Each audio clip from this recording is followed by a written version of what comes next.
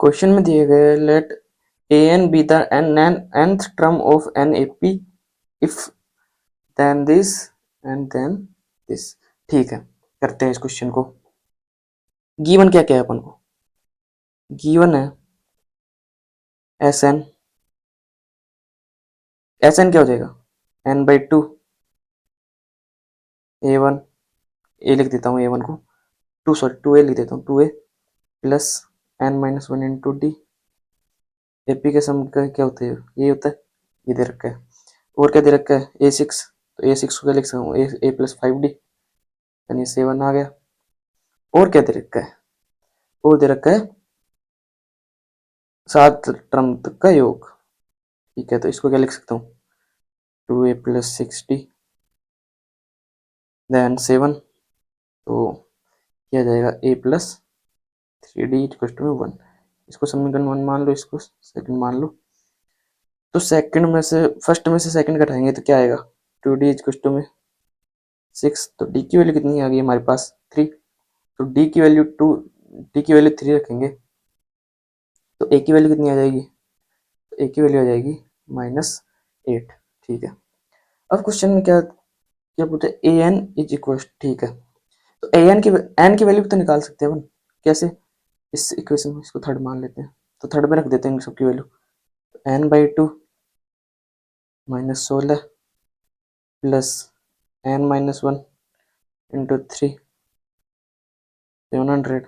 जब आप इसको सोल्व करते हैं तो हमारे पास ये आता है 1400 equal to -99 plus 3n square.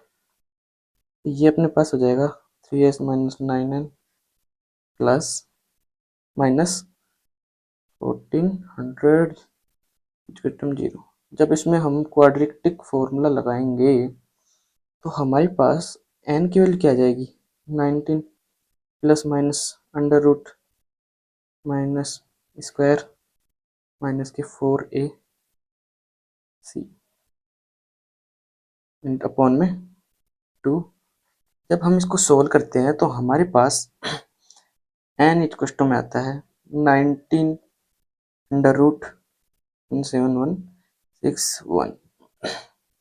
ये क्या होता है? ये 31 का स्क्वायर होता है। अंडर रूट से अंडर रूट कैंसिल, तो n इक्वल टू में आ जाएगा 19 प्लस माइनस 131, सॉरी 131 को होते अपॉन में 6। ठीक है, तो n की वैल्यू अपन क्या लें? एक बार प्लस से लेते देखते हैं। प्लस से लिया तो ये हमारे पास आ गया 1/6 देन 25। और माइनस लिया तो माइनस से हमारे पास ये आएगा माइनस में, जो कि पॉसिबल नहीं है। ये तो पॉसिबल नहीं है, तो n की वैल्यू कितनी आएगी? 25 आएगी।